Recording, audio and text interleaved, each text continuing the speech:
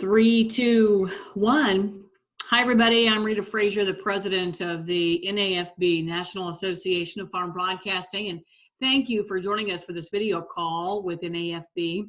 Since the COVID pandemic came into our lives early this year, NAFB has been offering opportunities for broadcasters to connect here online with Zoom meetings and visit with each other, as well as special guests who have joined us. Today, we're very pleased to have with us the chairman of the Federal Communications Commission, FCC, Ajit Pai. He's joining us for our time together today. Pai was designated FCC chairman by President Donald Trump in January of 2017. He had previously served as an FCC commissioner appointed by then President Barack Obama and unanimously confirmed by the Senate in 2012. Prior to his time at the FCC, he served in various positions at the FCC, the U.S. Department of Justice, and the U.S. Senate. Since taking the helm at the FCC, Chairman Pai has championed regulatory modernization, updating rules to match marketplace realities, and aiming to deliver consumer value through market-based solutions instead of preemptive regulations. He also has made the FCC more transparent and accessible. Chairman Pai graduated with honors from Harvard University in 1994 and from the University of Chicago Law School in 1997. The son of immigrants from India, Chairman Pai grew up in Parsons, Kansas. His connection with the Midwest and radio remains strong. The chairman is very familiar with farm broadcasting, having visited dozens of our members in their studios and making himself consistently available during Washington Watch and at our convention in previous years. In fact, many may remember Chairman Pai's remarks at our 2015 convention when he added to Paul Harvey's famous "So God Made a Farmer" speech with the additional lines about "So God Made a Farm Broadcaster." It's my pleasure to introduce Chairman Pai once again to our members. Mr. Chairman, we appreciate your time and your comments today. Well, thank you so much, Madam President, and to Tom and to everybody, the National Association of Farm Broadcasters, for hosting this virtual conference and for inviting me and my fantastic media advisor, Alex Sangenis, to participate in it. I'm just smiling because I do remember very fondly that visit to NAFB back in 2015 in Kansas City, if I remember correctly, where I tweaked Paul Harvey's famous delivery to include farm broadcasters in it. And it gives me a good feeling, in part because, of course, in this current situation, we can't all be together in person, but also because I think it highlights what I've often felt is that broadcasting in general, farm broadcasting in particular, and radio farm broadcasting, especially most of all, has really been a critical lifeline for this country for so many years, and especially now in the current situation. It goes without saying, but I, of course, hope that you and your loved ones and everyone on your teams has been staying safe, and that continues to be so in the time to come. And from our perspective, it's definitely been a disruption in the way we do business, a disruption in our daily lives. In fact, as we speak, I'm sitting here in the home office, so to speak, where I've been camped out for several, almost 2 months now, I guess it is. And you're very likely to hear two squabbling kids, one 8-year-old, one 6-year-old, who might intrude into the broadcast at any given point. But I think it just speaks to the fact that all of us are having to scramble in this situation and try to do what we do for a living, which brings me to all of your jobs. I can't say enough how much I appreciate broadcasters for the work they've done over the last several weeks. And it's very interesting. Tom sent over some information that simply confirmed what I've heard from other broadcast segments and broadcasters, which is that listenership, ironically enough, has gone up at the very moment when your revenue streams, primarily from advertising, have tended to go down. And although I want to address the second part of that as best I can, I think it's important to focus on the first, that in a time when people are really craving content, they want good information that is relevant to them, that is local for them, you're the ones who are out there supplying it. And so on behalf of all of the American citizens out there who listen to the radio each and every day, I just want to say thank you for what you do. From our perspective, we've been working really hard over the last several weeks, just pulling out the stops to try to think of ways to enable everyone across the communication spectrum, pardon the pun, to be able to keep the lights on, in some cases almost literally. On the broadcast side, for example, we've tried to be a little more flexible in terms of regulatory issues, we're open to conversations about fees and the like. On the broadband side, we've encouraged broadband providers to, especially those in rural areas, to keep Americans connected. In fact, we have a Keep Americans Connected pledge that those broadband and telephone providers who have taken it commit not to cutting off services, internet or broadband or telephone services for any customers who are unable to pay because of the pandemic, to waive any late fees they may accrue, to open up Wi-Fi hotspots.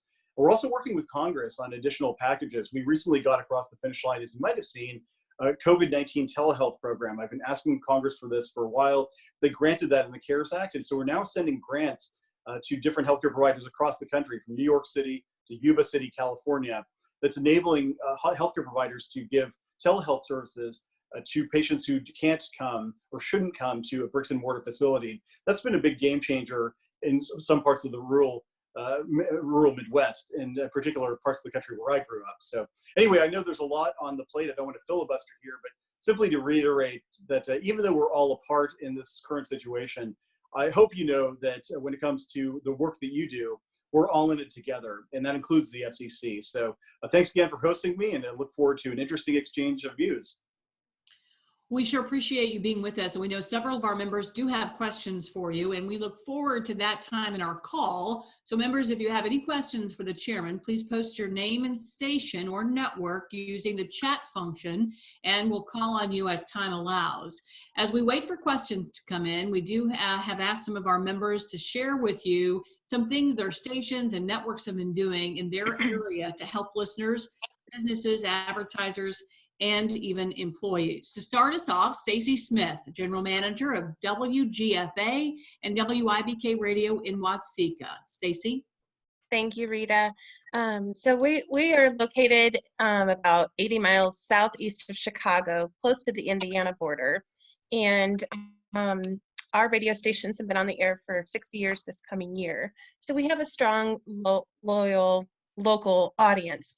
What we have done is we are matching the message for a lot of our advertisers. So if they purchase, a package of 20 spots, we're going to give them 20 spots. Anything to help them get their message out. And of course, being in Illinois, we're one of the last states that are close to reopening. We've got a long haul for us, I think, down the road.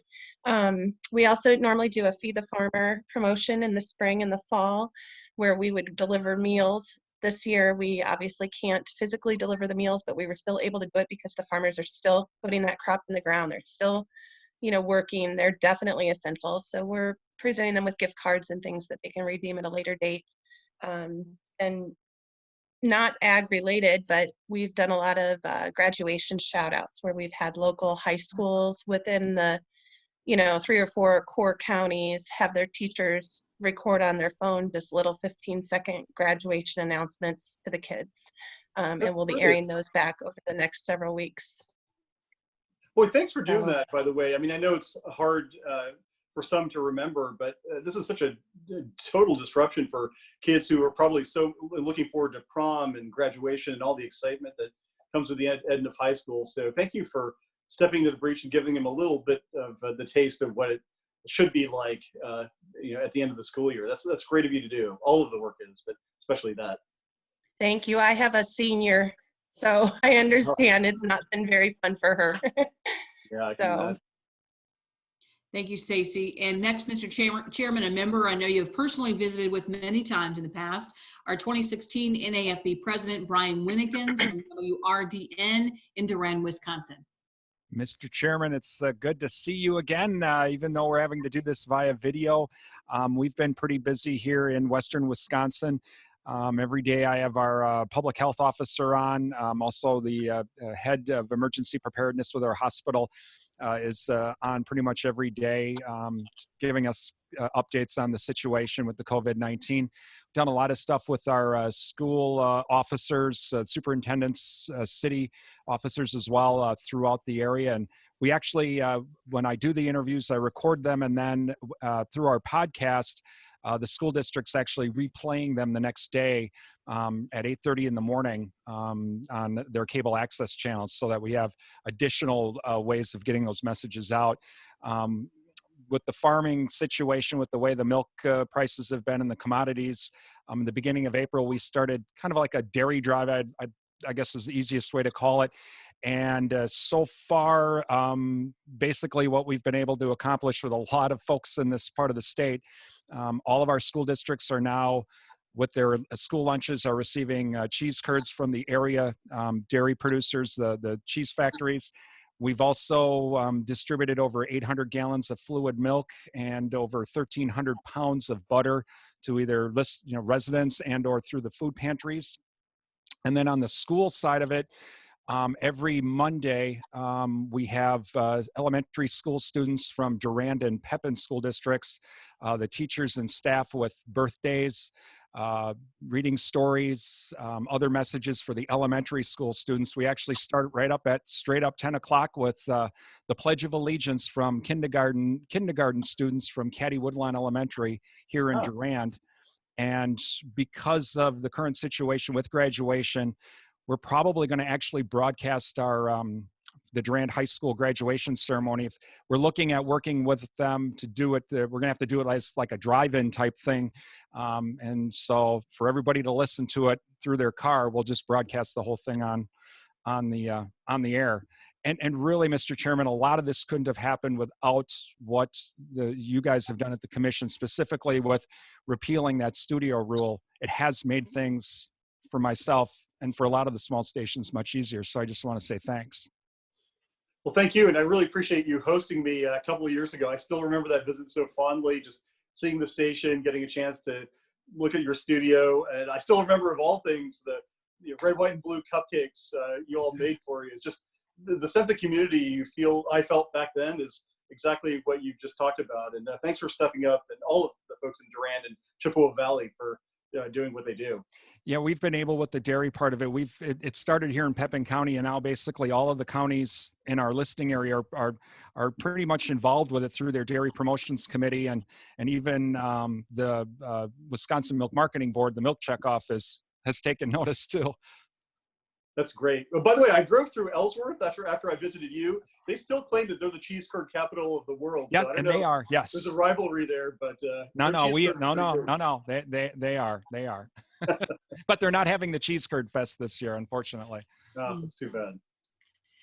Thanks, Brian, so much. Bill Holst is the general manager of WNAX Radio in Yankton, South Dakota. They're doing some very unique things for their listeners and advertisers. Bill? Rita, thank you so very much. I'm on the phone as I have some issues with Zoom, but can you hear me? Yes. Thank you very much. Chairman Pai, thank you so very much for being a part of this conversation. Excuse me. WNAX Radio went on the air back in 1922, and we cover 144 counties. And so our local becomes somewhat of a challenge unless you're dealing with a pandemic and then everybody is in the same boat together. So the reality is we are dealing with both the listeners and our advertisers, as well as the safety of our employees. And to speak what we've been doing with the listeners, the whole producer side of things is so upside down that on the 17th of April, we hosted a 2-hour-long program where Senator Grassley out of Iowa joined us, as well as some producers out of Iowa, and we talked about cattle in crisis. And after that 2-hour show that was live, I received calls from as far north as northern part of Minnesota, thanking us for the time, recognizing the fact that WNAX is a very unique commodity. Now, with respect to the advertisers, what we're doing there, sir, is to recognize the fact that it is times like nobody has ever seen, and we have thus far contributed right at $90,000 worth of free advertising to our advertisers that have been with us and that we know will be with us when this is all over. So we're very focused on partnering with our advertisers. Our company stepped up here about a week or 10 days ago and had a long conversation with all of the managers, and we agreed that we needed to do something in the way of when this is over. And we came to the conclusion that we were, by market, going to be gifting back $30,000 worth of free advertising, and that will be in 3 different packages, a $5,000, a $10,000, and a $15,000 package. So that's part of what we're doing. We continue to recognize the fact that without media, the whole country is in a panic without COVID-19. So we really, really want to be here in the long haul, and we thank you for all your efforts in helping us be there, sir. Hello?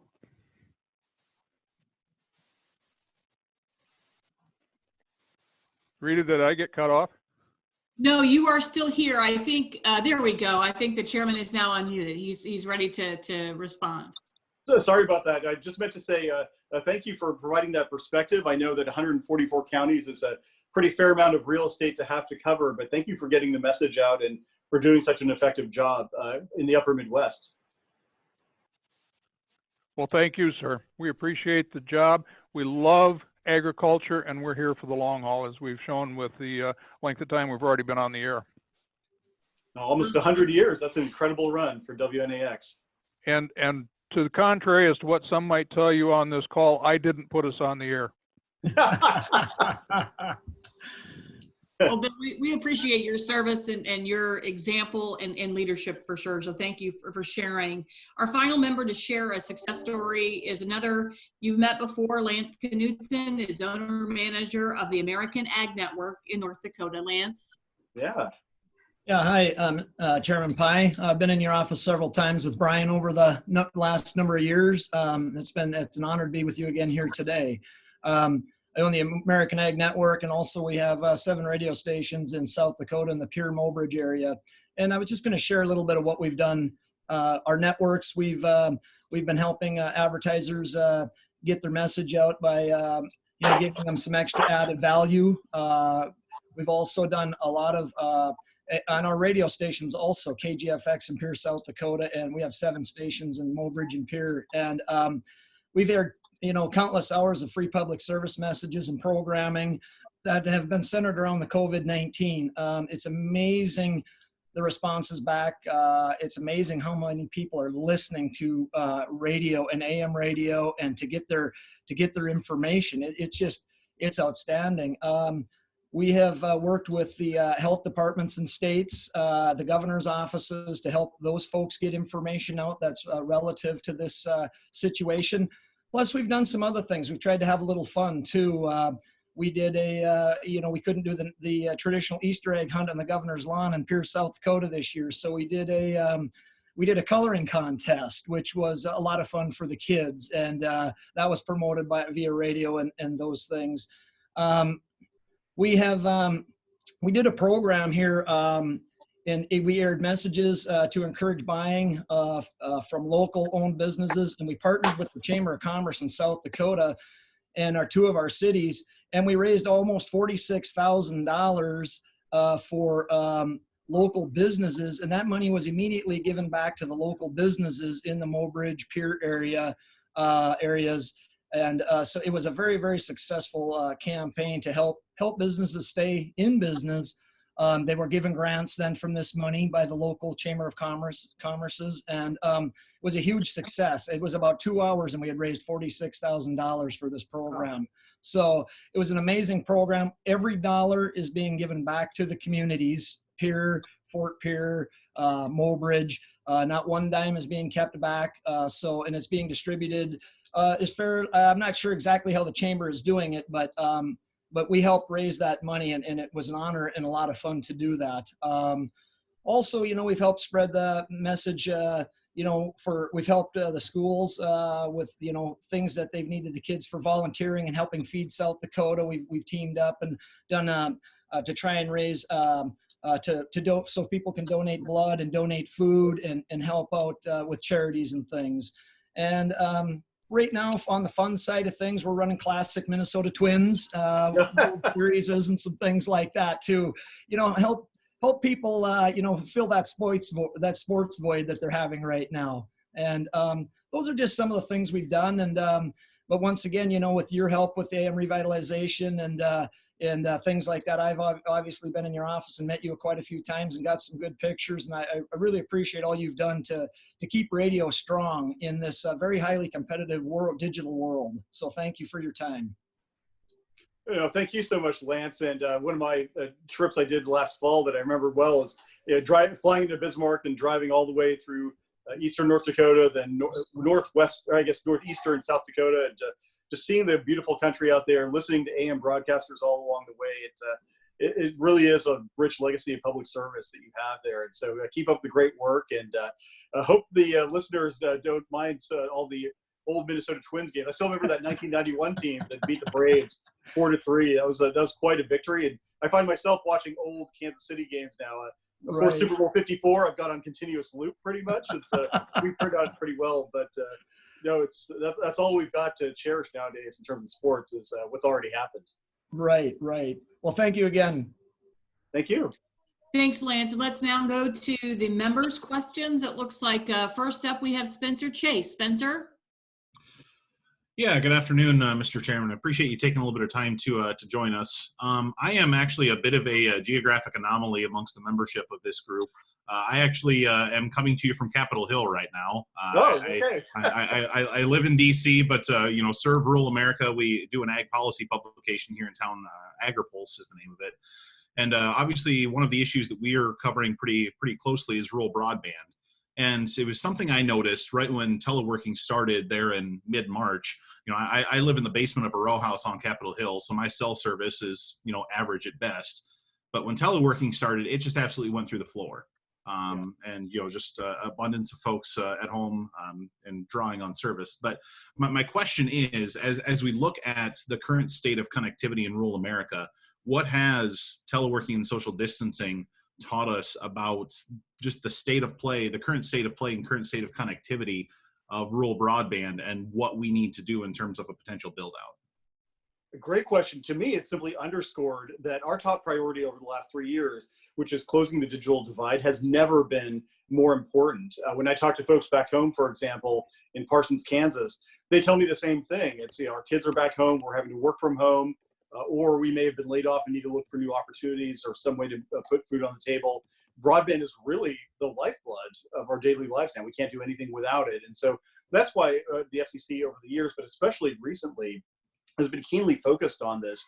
Last year, for example, I announced that we were going to kick off the Rural Digital Opportunity Fund, a $20 billion fund to ensure that unserved parts of rural America finally get the high-speed connections that they need and deserve. And we faced a fair amount of opposition to that. Some folks saying, well, no, we should spend the money on something else or just wait for a couple of years.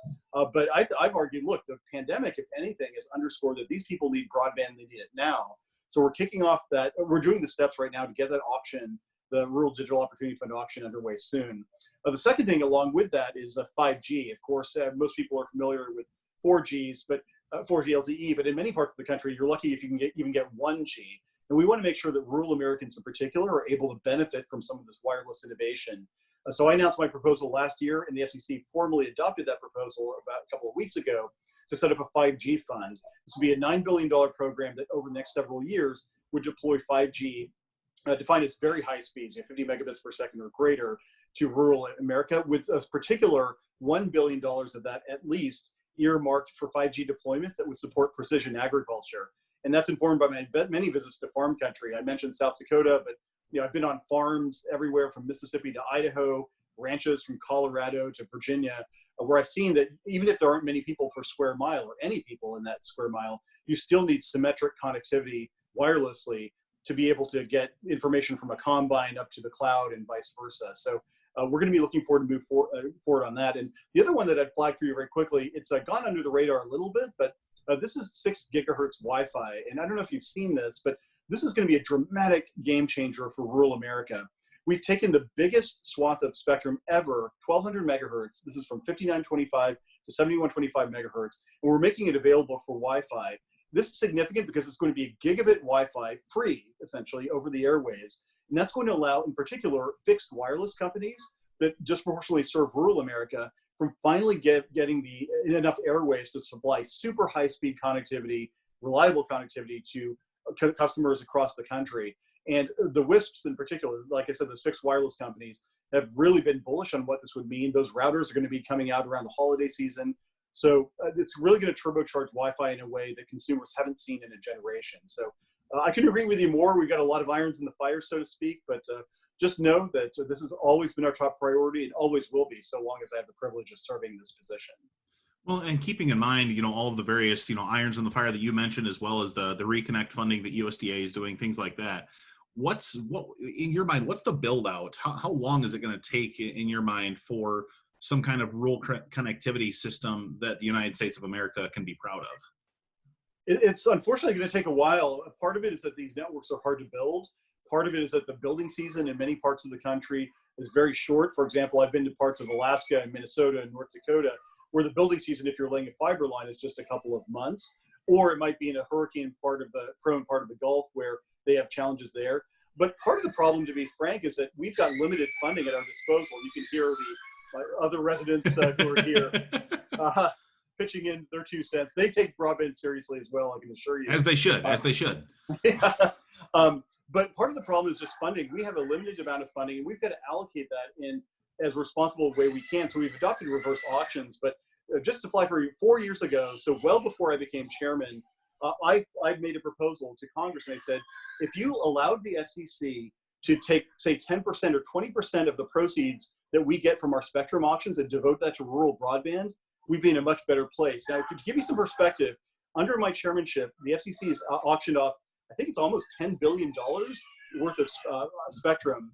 And just imagine if we had $1 billion or $2 billion extra we could have devoted back in 2017 to this cause, we'd be in a much better place than we are today in rural America. And so I've urged Congress every chance I get, think of creative ways. I frankly don't even care what the mechanism is at this point, but rural America deserves to be on the right side of the digital divide, just like everybody else. And you need to make this a national priority. It's not an abstraction. This isn't about rural kids streaming so they can play Fortnite or watch Tiger King. This is about farmers getting connectivity, rural doctors being able to serve patients, rural teachers being able to teach students, people being able to stay in touch with their loved ones, elderly people being able to keep in touch to stream a Sunday morning service at the church. I mean, all of these things that people in bigger cities take for granted cannot be taken for granted in rural America. And I want that to change as a matter of equity. Appreciate the time. Thanks. Thank you.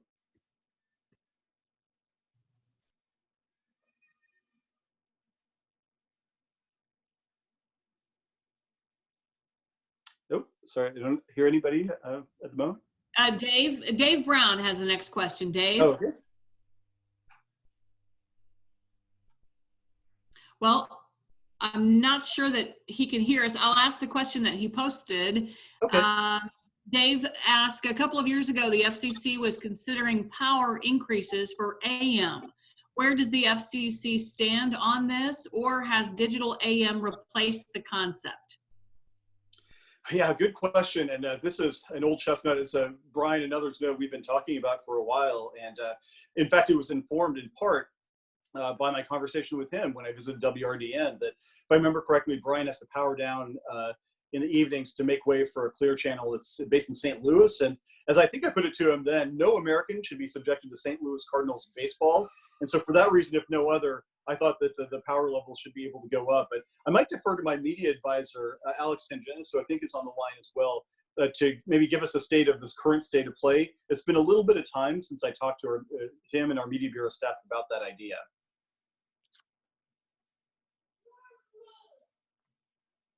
But Alex, if you care to give us. Oh, okay, yeah. I was trying to remember how to unmute myself. Yeah, please feel free to email me on it, because it has been a while since we went to the AMR record. And just for anyone who wants to, my email is very easy. It's alexander.sangenis, and my name is up on the screen, at fcc.gov. As I recall, one of the issues with our proposal from the last AM proceeding, if that's the one you're referencing, was concerns expressed by FEMA. And I think that's pretty much where we're kind of stuck at the moment. It's how we can move forward with our proposals without running afoul of FEMA's concerns. It has been a while since we looked at that proceeding, so I have to go back and double check, but I think that's kind of where the logjam was.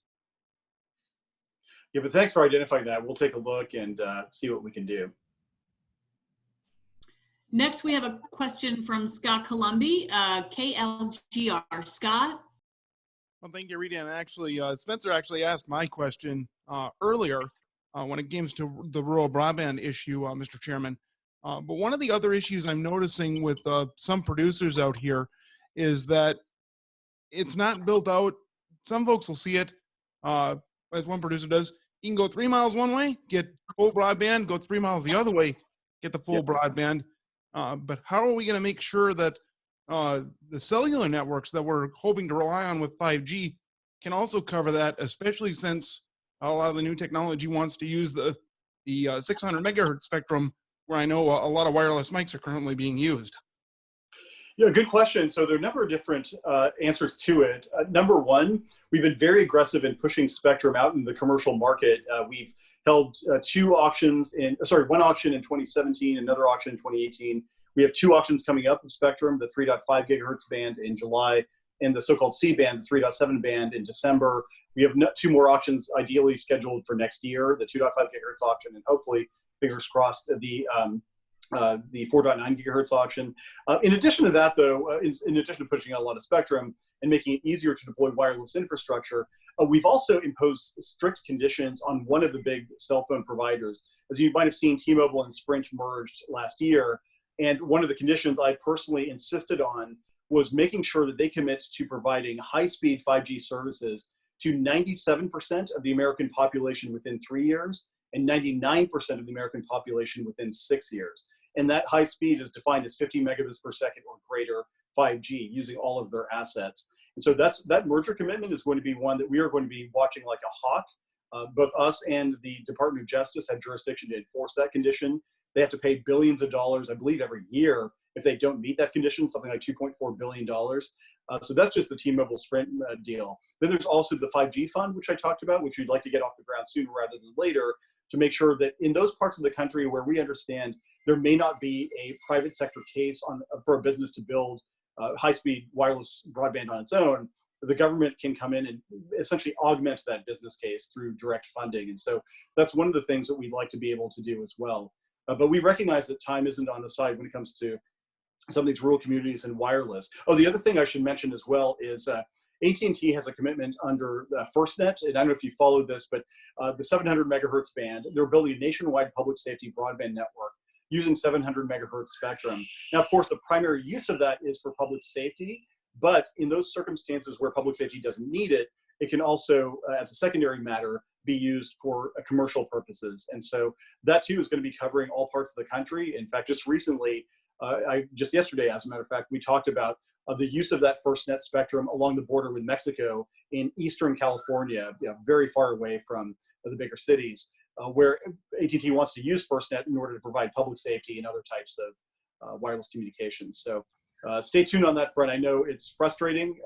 Whenever I used to go home to my hometown, I'd have 5 bars when we landed in Kansas City, and you could see them slowly starting to tick down to 0 by the time we got down to my hometown in Parsons. So that's a frustration I feel personally. Mr. Chairman, we do have a question from a private source. Nationally, ad revenue for radio has dropped by 30 to 35%. Would the FCC consider reducing annual regulatory fees by the same amount?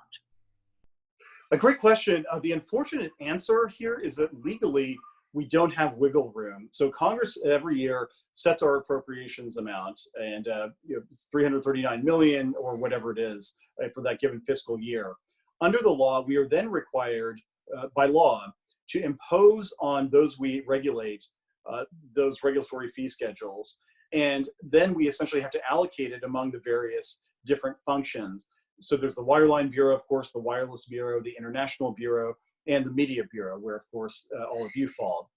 Part of the problem is that the only metric we can use is to go by the number of full-time employees who are in those various bureaus. And the number of Media Bureau staffers has essentially stayed static, whereas the number of folks in the other 2 bureaus, the Wireline and Wireless Bureau, have gone down fairly significantly.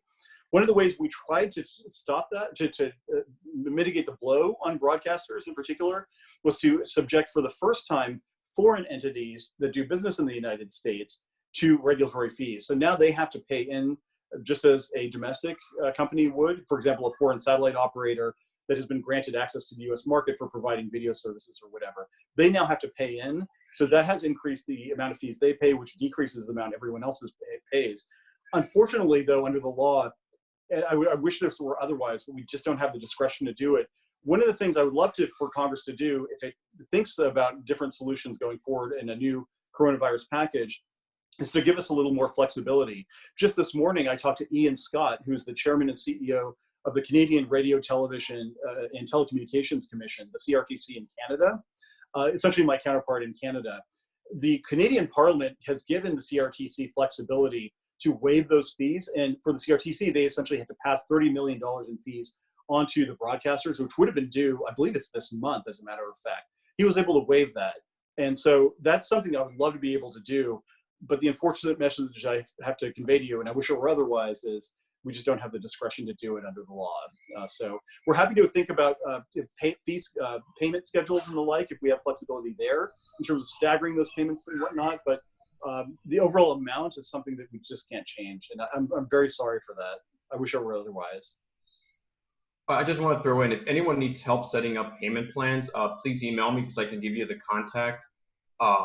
That's done within our Office of Managing Director, which is a little counterintuitive because one would think under the Media Bureau, we'd be the ones to do it. Sarah Stone is the attorney, and I can pass that email on to anyone. You know, I realize that payment plan is not exactly the greatest option that people are looking for, but it's the most that the agency can do. And we can set up a payment plan with basically no penalties or interest.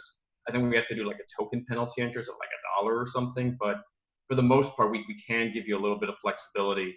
We've done it before with Puerto Rico when the hurricanes hit a couple of years ago for licensees there. So there is at least a little relief we can give you in that part in terms of spreading the pain a bit. Again, I realize it's not the best option that anyone could want, but it's kind of the best we can do for now. Next, we have Brian Winnikins. Brian?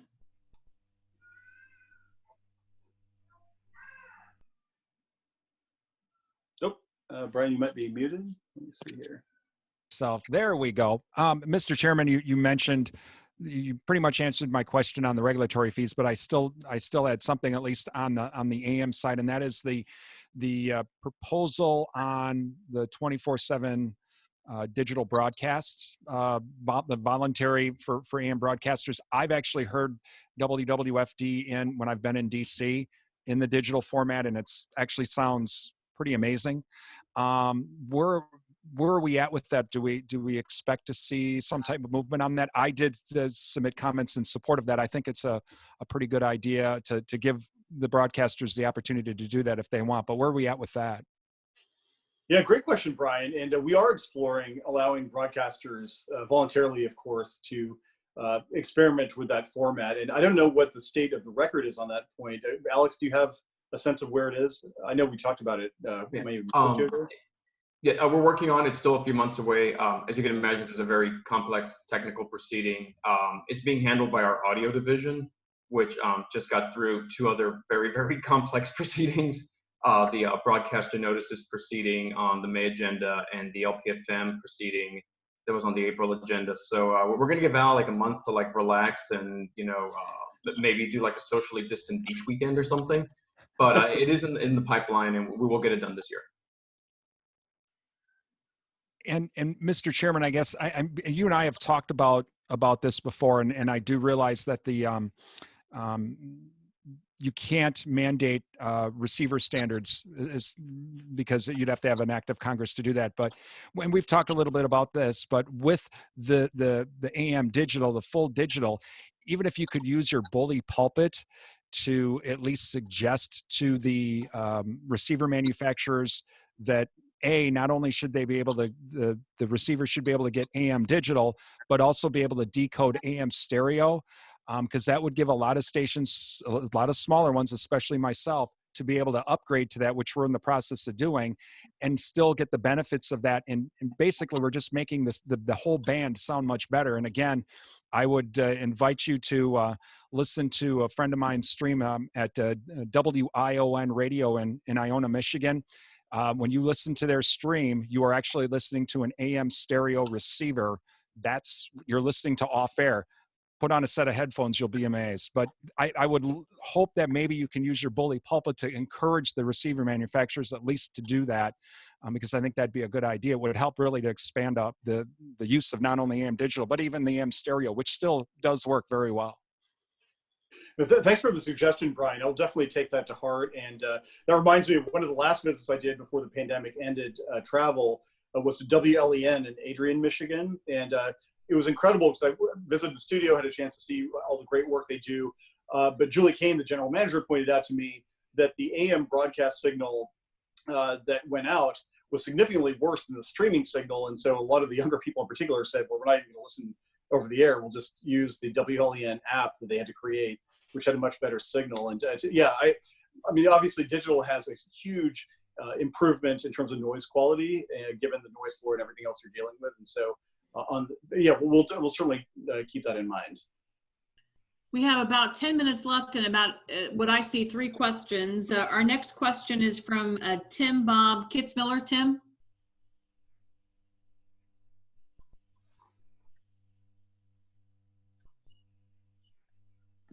Tom, can you read that? Do you have access to that question?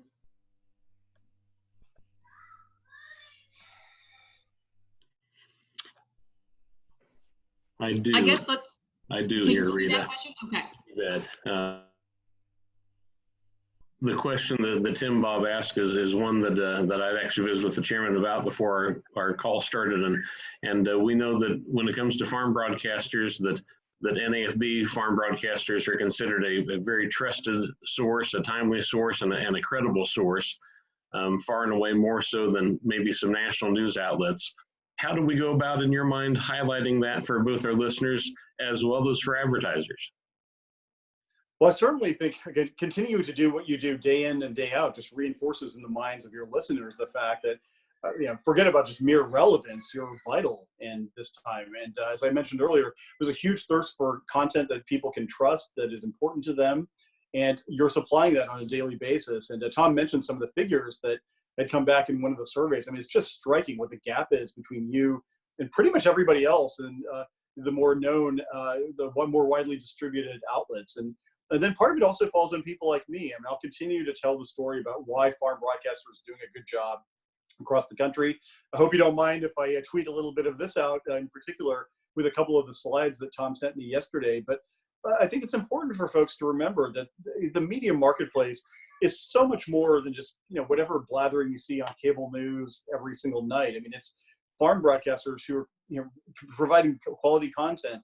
And even beyond the content you're distributing, just the story about the ways you serve your communities. I mean, I don't think Americans recognize enough, in my view at least, how much broadcasting is unique in the sense that you live in these communities, you care about these communities. You're the ones who are raising $46,000 to benefit folks. You're the ones who are enabling a virtual graduation to take place. You're the ones who are working with local hospitals and the like to make sure that the information they need is getting distributed. I mean, it's a true public service. And so I think it's important for people like me and elected officials and others to continue to reinforce that broadcasting is important. And along those lines, we've been consistently putting out a lot of the steps that broadcasters have done, whether it's free PSAs or ad time and the like.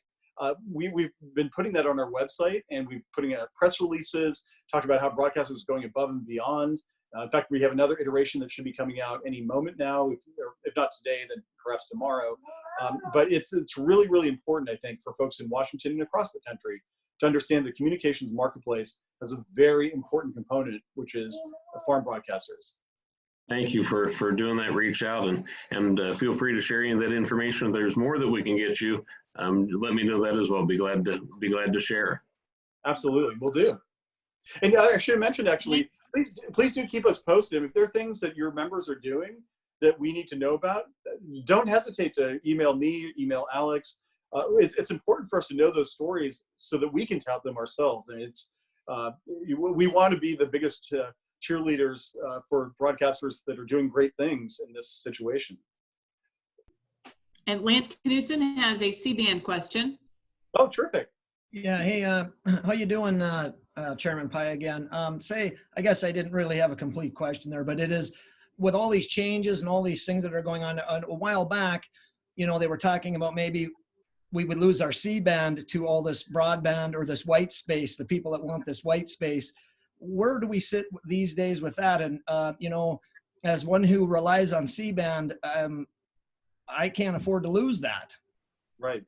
A great question. So in the C-band proceeding last fall, I consistently said that there were 4 things that were important to me in that proceeding. Number one, making spectrum available for 5G in the C-band, which, as you know, is 3.7 to 4.2 gigahertz. Number two, doing so as quickly as possible. Number three, ensuring that we raise money for the federal treasury. And number four, and critically for me, ensuring that those services that are delivered today using C-band spectrum will continue to be delivered tomorrow after the auction happens. And because of the structure of the auction as the FCC adopted it in February, I believe that we've met that fourth principle, which is really important, ensuring that C-band services will continue to be delivered. Essentially what we are doing is almost repacking the satellite operators into the upper 200 megahertz of the band, which is 4.0 to 4.2 gigahertz. And so we've also ensured that using compression technology and other things like that, they'll continue to be able to deliver those services. And we worked very closely with, among others, NPR, which of course, obviously, relies on C-band spectrum to deliver content everywhere. Right. If NPR was happy with the way we structured, I'm pretty sure that radio broadcasters everywhere will find something, well, maybe they won't like it, but at least they won't dislike it. And so I do hope that as the time goes on, that will come into play. And in terms of the date, by the way, I mentioned the auction is going to be held in December. We don't anticipate that slipping, and all the predecessor work to that is still being done. The satellite operators have to elect whether to take the accelerated relocation payments by May 29th. The auctions team is continuing to work at pace. We'll make sure the media bureau is plugged in as well. If you have issues that you're seeing, definitely let us know. But we want to make sure that we can move forward in a way that threads the needle, preserves current services, and promotes advanced services for 5G. Well, I appreciate that answer because, you know, as a small operator, we don't want to lose our C-band space. And I'm very, very happy to hear that you want to protect that because in its current form, the way it exists, because operations like myself and smaller ones, we can't really afford to lose that space. So thank you. Absolutely. And as you know, or I'm sure you know, the wireless industry wanted the full 500. They wanted the entire C-band. And one of the things I pointed out is that, look, especially in rural areas, and I don't know if this is true in your neighborhood or near your station, but fiber delivery of content is not an option in many parts of the country. You just can't rely. So you need to reserve at least some portion of the C-band for satellite delivered content. And they might not have liked it, but that's not my job. My job is to balance all the interests as best I can and call the balls and strikes like I see them. Thank you. I think we have time probably for just this one more. Alex Crichton at KSIR. Alex. Thanks very much. Good afternoon, Mr. Chairman. I happen to be a fellow Kansan and Royals fan. Appreciate you taking the time this afternoon. Now I'm across the state line in Colorado. We have a small group of stations here in eastern Colorado. You mentioned we're all in this together, and you kind of touched on this on your previous answer. But my question is, what do you see as the Commission's role when it comes to the health and viability of the broadcasting industry? And we're mostly small and medium market radio broadcasters here. Traditionally, the FCC's role has been primarily enforcement and agnostic toward things like numbers of stations and their financial strength. What role do you see the Commission playing, especially now, in supporting and facilitating the success of broadcasters? That's a fantastic question. And before I get to it, though, I have to say I'm very pleased that you're a Kansan and a Royals fan. I can't help but notice, though, that you're number one living in Colorado. Number two, you omitted any mention of the Chiefs. So I hope you have not gone native, my friend, and are rooting for the. See, in western Kansas, where I grew up, we were closest to the Royals and closest to the Broncos. So I come by it honestly. If you can call it that, of course, and I say that as a Chiefs fan over many years. I was rooting for the Chiefs in the Super Bowl. No, but like the Apostle Paul, I'm glad you're spreading the gospel of Kansas among the heathen Coloradans. So thank you. All right, yeah, we work on that. To me, at least, it's really important, I think, for the FCC to really just completely rethink the entire framework for broadcast regulation. I think it's because we live in the day-to-day, but a lot of people, at least in Washington, it sounds like across the country too, forget that these regulations just build up over time, and they capture a moment in time that the snapshot that quickly becomes yellowed with age. I think broadcast is the best example of that. We have rules on the books dating back to the 1990s or 1970s, or in the case of the main studio rule, back to the 1930s. And we've just tried to fundamentally rethink whether those regulations are appropriate as a matter of first principle. And so the way I try to attack the problem, this is getting your question, is to letting broadcasters have a full and fair chance to compete in the media marketplace that we're in. And what I mean by that is looking at the entire range of options that consumers have when it comes to audio or video content. And, you know, a lot of people, when I go up to Capitol Hill and I testify and I get attacked, oh, why are you trying to deregulate this on the radio side or deregulate that on the TV side? My answer back to them is, look at where the consumer is. The consumer has more choices than ever before. They may be listening to the radio, but they may also be listening to SM series. They may be listening to podcasts. They may be listening to any number of other things. And these days, especially, it could well be something like YouTube that is just seen as much of a substitute for radio. So if that denominator, so to speak, changes in terms of competition, it seems to me obvious that broadcasters should not be singled out for what is now asymmetric regulation that's been targeted especially on them over the years. I'd love to be able to relieve broadcasters of some of those obligations. It doesn't make much sense to me at all. And to the maximum extent the law has permitted or will permit, I'll continue to advocate for that, because I think that you do something really important, very special, and we need to encourage more of that. But we can't do that within the constraints of the current law and many of the regulations that we've got. And I know this is obviously not necessarily on the radio side, but we've had battles for 20 years now over the newspaper, broadcast TV, cross ownership restriction, and it still blows my mind that the FCC, over my dissent, I might add, allowed the simultaneous merger of the second, third, and fifth largest cable companies in the United States. But my God, if a newspaper and a broadcast TV station in Ottumwa, Iowa decide to merge, everyone just goes crazy. This is the end of the world. The FCC has to prohibit it. It just doesn't make any sense anymore. And, I don't know about you, but I live in a part of the country where there is no broadcast station anymore on the TV side. The radio station, my hometown radio station, is run by a friend of mine. He tells me I talk to him all the time, just talked to him last week, and he said they're on the brink of having to just close down because they don't have advertising revenue coming in.